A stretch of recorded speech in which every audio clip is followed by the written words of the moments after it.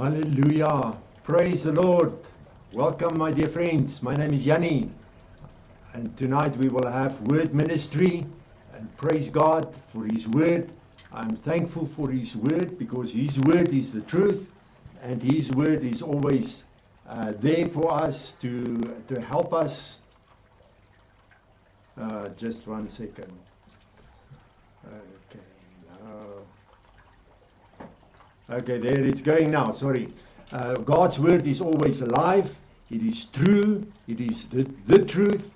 It is the way that God can reveal, the way God is revealing Himself to us. And we can grow by reading God's word. So it is so wonderful that God has given His word to us. And I invite you to treasure God's word.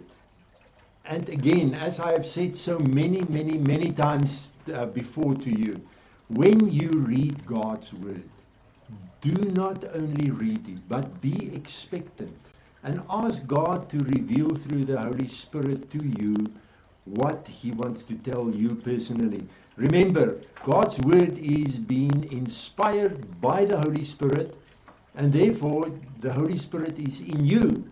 And He is in me, and He is in all of us who are believers. And therefore, we can ask, and we may, and I want to say, we must ask Him and say, Holy Spirit, what do you want to tell me when I read the word today? And it will happen to you. I promise you, you can try it, that you will read the verse that you have read many times, and then suddenly the Holy Spirit is revealing to you something, opening up something to help you understand. Hello Janine, and hello Elsa, and every other person who's already joined in. You are so very welcome. And again, my friend Niku is here with me. He came for to join me, an audience of one physically, and you are there online.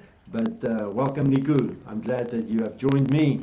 And so, my friends, last week, as we did not have word ministry, but before that, we were looking at the fact that God is with us. As I'm saying here, God with us. And we looked at, first we talked about the fact that where is God? Looking at Elisha, who said, where is the God of Elijah? And then we looked at what if God is with us? And we saw that God really is with us wherever we go, and He is with us. And therefore, when God is with us, then surely we will have fellowship with Him, and we must have fellowship with Him, because that is also one of the things that God has, or one of the reasons why God has created us. He wants to have fellowship with us. And God is waiting for us. He's waiting for you. He's waiting for every one of us so that we will enter into fellowship with Him. And now surely if you have fellowship with someone, you will learn to know that person better. And I looked at God's word, and I've seen that the Apostle John has written about the fact of having fellowship with God. And 1 John 1, and we are going to read from verse 1 to 7, where John said the following: we are writing about the word of life in Him who existed from the beginning, whom we have heard, whom we have seen with our own eyes, whom we have gazed upon for ourselves and have touched with our own hands. So John talked there about Jesus. And the life was revealed, and we saw and are testifying to and declare to you the life, the eternal life. So here we're talking about life, who already existed with the Father and who was made visible to us. What we have seen and heard, we are also telling you, so that you too may realize and enjoy fellowship as partners and partakers with us. So John talked here and he said, what we have seen and heard, we also tell you, so that you too, and that is surely speaking to you and to me as well, so that we may enjoy, excuse me, that we may enjoy fellowship as partners and partakers with us. And this fellowship that we have is with the Father and with His Son, Jesus Christ. So when we talk about fellowship, then John said that we, and I want to extend it to 2026, we as believers, we can have fellowship with God the Father and with Jesus Christ the Son. And I want to say to you, as I have said before, it really is important that we will have fellowship with God. Because when we have fellowship with God, then we learn to know Him better. And we have talked about this before as well, about the importance to know God. And I have testified about it, that as I started to know God better, I started to know myself better and who I am in Christ Jesus. But I told you that God is so big, and even if we would live for 150 or 200 years and keep on knowing God better and better, when we come to an age of 150, for example, if that was possible, and maybe that is possible, why not? There will still be things that we will know of God. So therefore we must engage into it to have fellowship with God. May I ask, when last did you have fellowship with God? When last did you hear God speaking to you? Because when we have fellowship with God, then fellowship means He's talking and I'm talking. He's talking, I'm listening. Then I'm talking and He's listening. So fellowship is not one way, it is two-way. And that is what communication is. But when we have fellowship with God, it's not only talking, because having fellowship with God, I can be in the presence of God, having fellowship with Him, and just enjoy His presence, just be in His presence, and become saturated with His presence, saturated with what we will see now. Three things that I want to lift out or to highlight tonight about God when we are having fellowship with Him. So let us just keep on reading. In verse 4, John said, and we are now writing these things to you so that our joy may be full and your joy may be complete. So when we have fellowship with God, really fellowship with Him, and we do it often, surely joy will be our portion. Because God, when we are in the presence of God, we cannot stay depressed, we cannot stay sick, and so on and so on. Joy must surely flow out when we are having fellowship with God. And this is what John said here.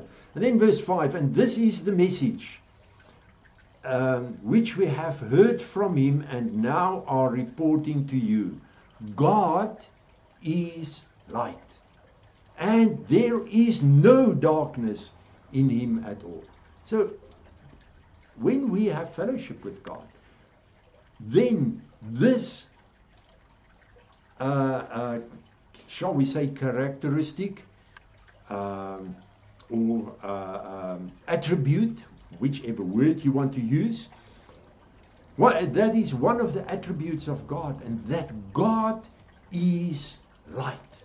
and in him there is no darkness at all. So if we say we are partakers and enjoy fellowship with him when we live and move and are walking about in darkness, we are both speaking falsely and do not live and practice the truth. But if we really are living and walking in the light, as he himself is in the light, we have fellowship with one another, and the blood of Jesus Christ, his Son, cleanses us from all sin and guilt. So, when we say we have fellowship with God, then truly we must also live in the light. Because light and darkness cannot mix. We have talked about it before. When I switch on that light, darkness is fleeing out of this place. So when we as believers are living in the light as he is in the light and as God is light, then we can really have fellowship with him. And as we come into his presence and as God is light, then the light of God reveals to us as well areas in our life that needs to be enlightened. Areas in our lives and even thinking, because, and we have said it before, that it is so easy for us as believers to start to think and even maybe operate according to the flesh. Not necessarily doing a lot of sin, but because that is what many people immediately think when we say walking in the flesh. But it is easy to reason in the flesh. And when we reason in the flesh, we go back to the law. And when we are going back to the law, then there is a veil, and so on and so on.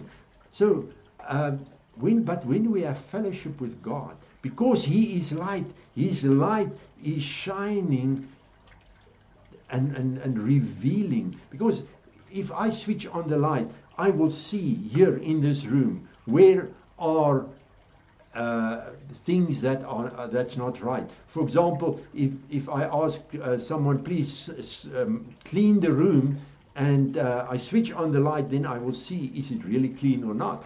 So therefore, when we come into the presence of God, because he is light, the light reveals to us the things of darkness that is still in us. But it says we cannot really have true fellowship with God as long as we walk in darkness. So therefore, we must, to have fellowship with God, we must turn completely to him, and we must walk in the light as he is in the light. And remember, Jesus said in John 8 verse 12, he said, I am the light of the world. He who follows me will not be walking in the dark, but will have the light which is life. And you will remember that John said in the apostle, in the Gospel of John, not in 1 John, but in John chapter 1, John has written and said that Jesus is light, and in him is, and that light is life. And here he is confirming it. And John 9 verse 5, Jesus said, as long as I am in the world, I am the world's light. 2 Corinthians 4 verse 6 and 7. For God who said, let light shine out of darkness. You will remember in Genesis 1, we read there, the earth was just a mess. It was void, there was nothing, and darkness was upon the face of the earth, and the Holy Spirit hovered over it, and then God said, let there be light, and there was light. Remember, we said God is light. So God, who was light, said, let there be light, and there was light. And now in 2 Corinthians, Paul says, for God who said, let light shine out of darkness, has shone in our hearts so as to beam forth the light for the illumination of the knowledge of the majesty and glory of God in the face of Jesus Christ. However, we possess this precious treasure, that is the divine light of the gospel, in vessels of earth, that the grandeur and exceeding greatness of the power may be shown to be from God and not from ourselves. So when we have fellowship with God, then His light is also filling us. And remember, Jesus said also, when He was on the earth, He said,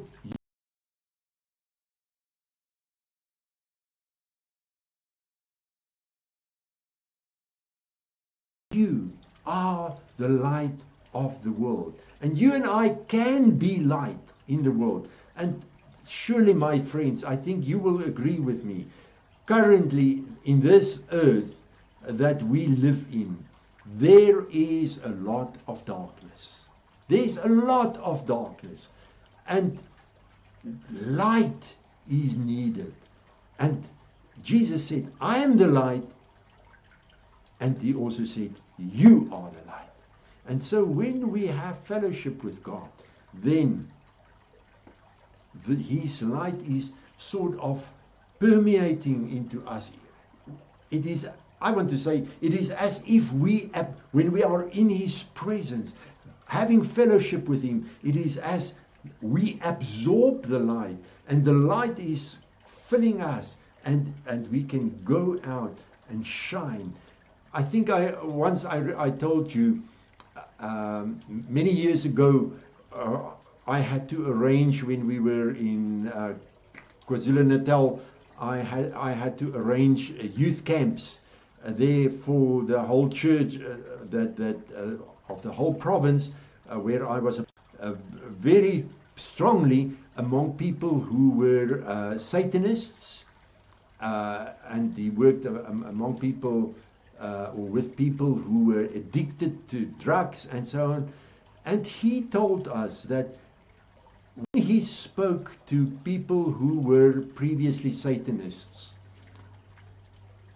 the Satanists, the ex-Satanists, said that they could clearly distinguish between people who are really born again and living for God and people who just say they are Christians. Because you know, here in South Africa, because of the way that we grew up, especially more my generation, it was a case that if you went to church, if your parents went to church, and you also maybe went to church, and when you were about 16, 17 years old, you would have made a confession of faith, and then, yes, then I'm okay.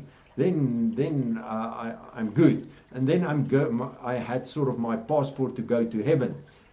But, so, and this ex-Satanist said, they could see and they knew who were really born again, Spirit-filled believers. And the ex-Satanist said that those people who are really born again and filled with the Holy Spirit, it was as if a light was shining out of them in the Spirit. Because remember, the Spirit, the Satanists, they are very much in the spirit world, because it is demons, it is the devil himself. So they could very much see in the Spirit, and then they could see that person is really a Christian because the light of God was shining out of him or her. So therefore, my friends, it is important that we will have fellowship with God so that His light can also shine into our lives, and from us that we will go out and be the light to the world. And wherever we go, the light is supposed to shine. And if we, again, I want to say to you, but we must realize it. We must realize it. Just as I said this morning when I preach in Christ Life Ministries, that if we are not really aware that when I'm baptized with the Holy Spirit, that the same power that was in Jesus, the same power that was in the disciples and the apostles, if we do not realize it, I've got the same power, then we will just be a normal Christian without power, a church without power. So this, we must realize, I have the light of God in me, and we must go out and let the light shine through us. That is what Jesus said. You are the light. You are like a mountain on a hill, and let your light shine so that the world can see it. And therefore, we must speak out when we are in the world, so that what we speak out can bring light and can reveal the darkness, and that we can speak into it. The next thing that I want to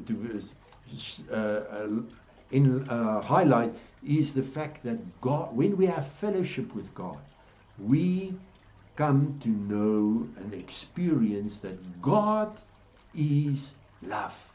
God is love. We know the verse, John 3 verse 16. For God so loved the earth. We know it all.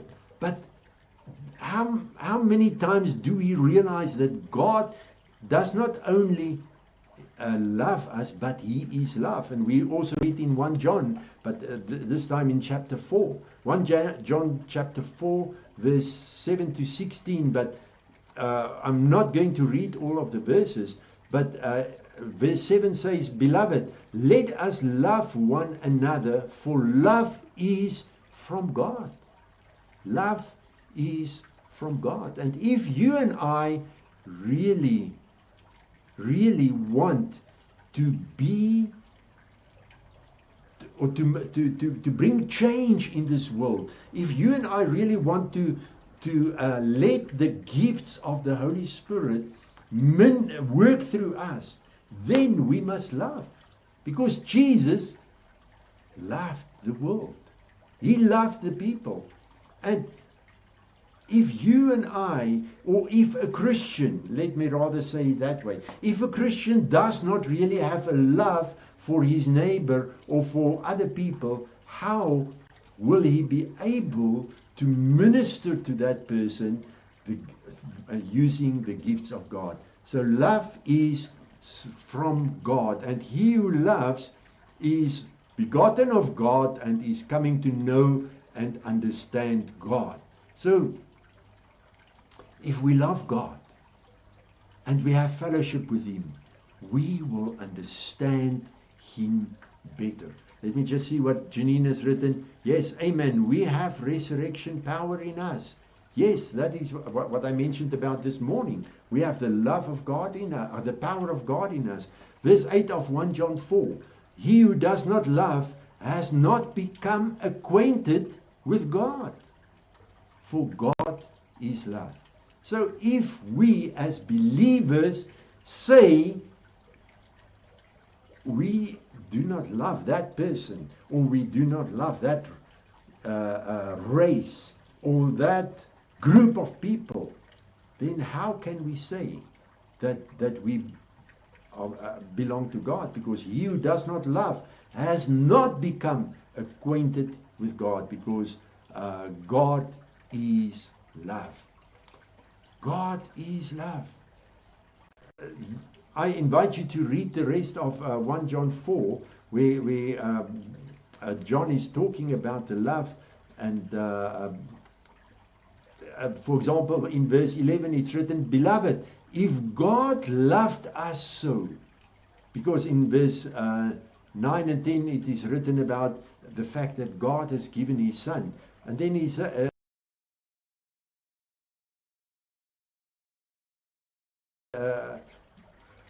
verse 11, Beloved, if God loved us so, we also ought to love one another. We must really love each other in the same way that God has loved us. Now, isn't it wonderful that if we read the Bible, then we see that Paul said in Romans 5, verse 5, that the love of God has been poured out in our hearts through the Holy Spirit that's been given to us. Do you have the Holy Spirit? Yes. Then know it, that God's love is being poured out in your heart. And that love that's in your heart wants to come out. And as we have fellowship with God and we learn to know God better, and just what's being poured out here, can easily be given out to other people. My friends, how much do you love other people?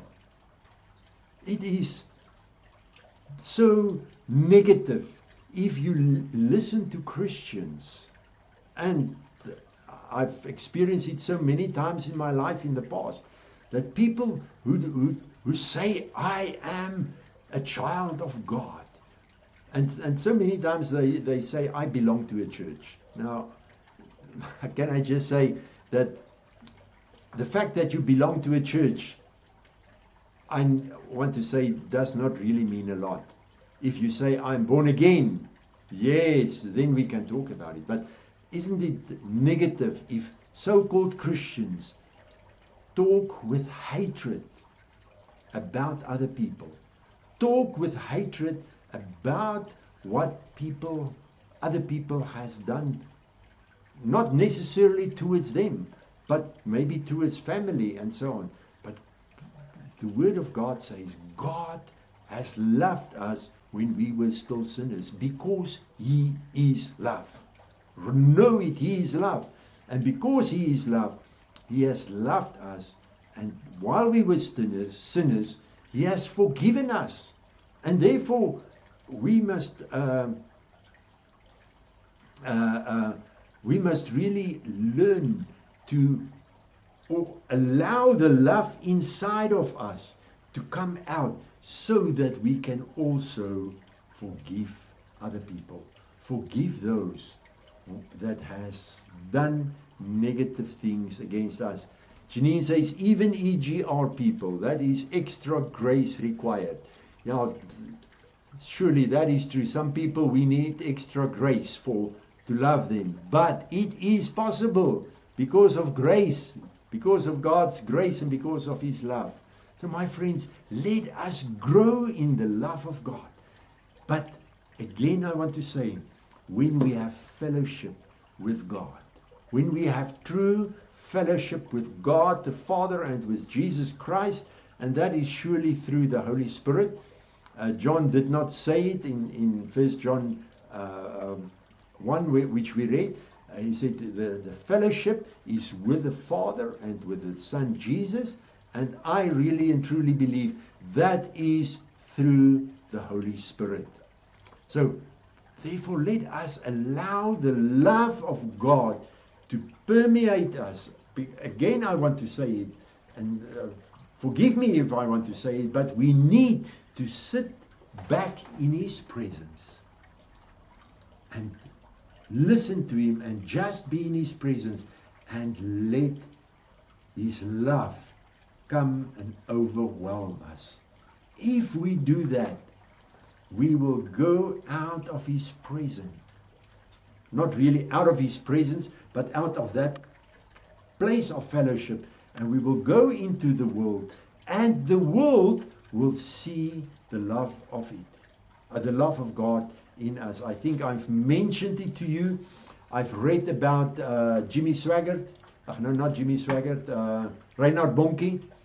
When he was still a pastor here in South Africa, once I read it that once he went into a shop in Johannesburg and to buy something, and when he spoke to the lady, or when he came to the lady at the cash register to pay for the goods that he wanted, he spoke to her, but he did not speak about God. But she then said to him, are you a Christian? I can see it in your eyes. I can see the love of God in your eyes. my friends. And that is possible for you and I as well. That we can, as we have fellowship with him, that his love is overwhelming us. And that hatred, that irritation, maybe you don't have hatred. Yeah, I think that is the issue. That is more the issue with many of us. We do not really hate people, but we get irritated with them and frustrated. And many times that irritation and frustration is sort of pressing down the love of God. So, but let us have fellowship and let the love of God come and flow through us. The last thing that I want to mention about having fellowship with God is about life. In John 5 verse 26, the following is written, and Jesus said the following.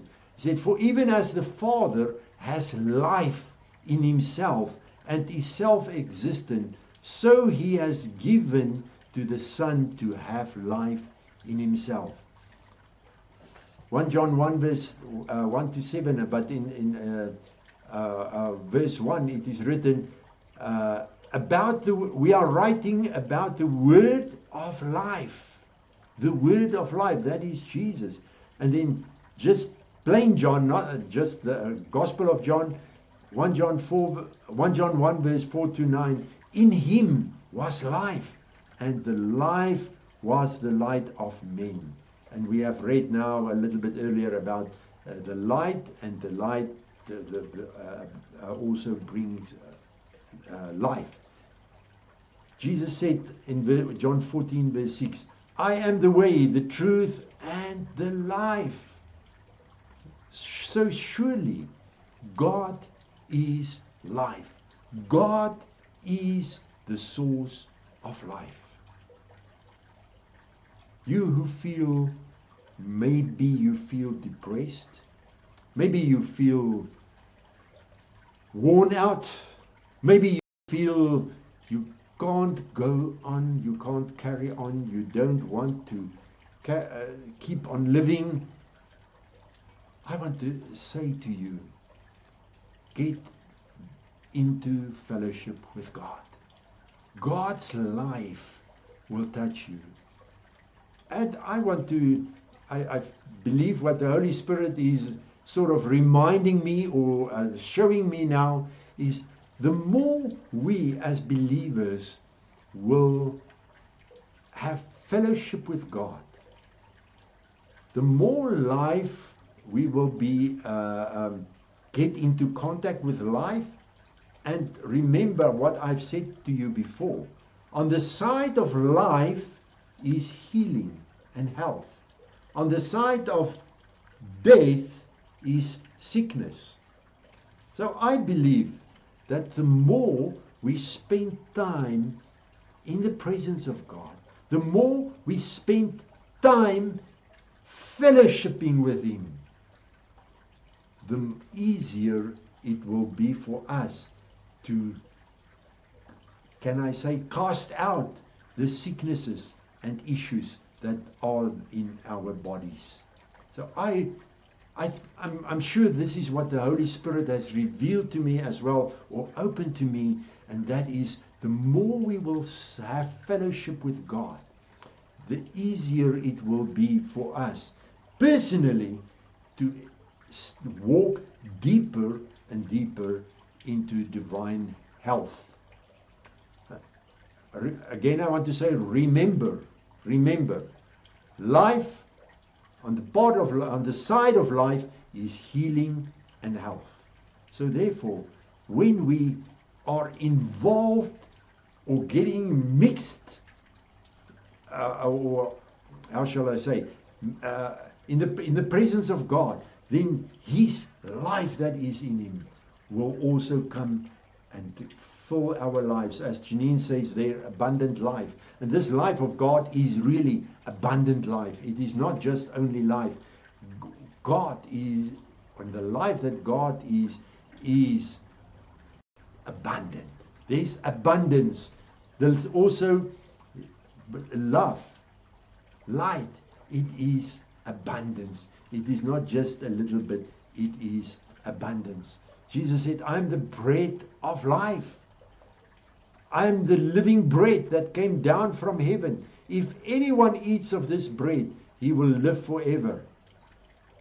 And also the bread that I shall give for the life of the world is my flesh. So that is something else that we can that we also mentioned before when we had communion, and that is Jesus is the bread of by having eating his body, having the bread, we can live forever. So, but my friends, God is life. God is love. And God is light. Light, love, and love. So it is all three with an L, with a L. And this is not only who God is, but these are only three attributes that I wanted to highlight for us tonight about having fellowship with God. And I invite you, and not only invite you, I encourage you and I challenge you.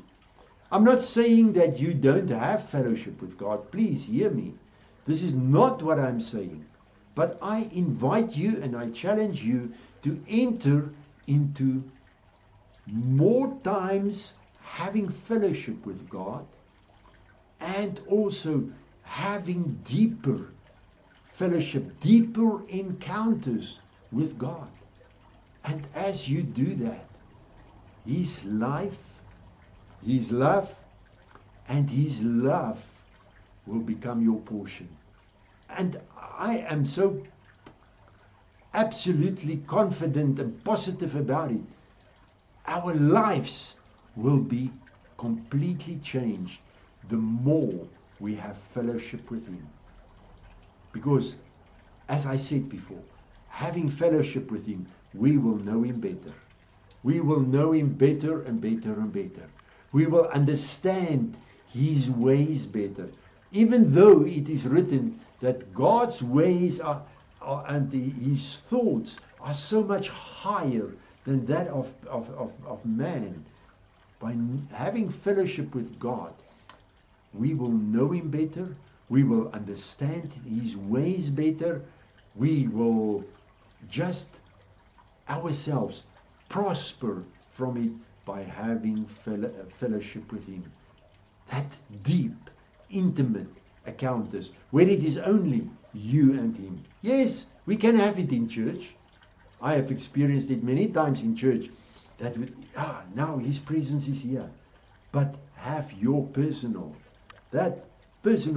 time where it is only you and God, where there's no other people around you, one coughing, one moving around on the pew or on the chair, who can take your attention. But there where you close the door, where you go into the secret place, having fellowship with Him, and coming out like, you remember Moses.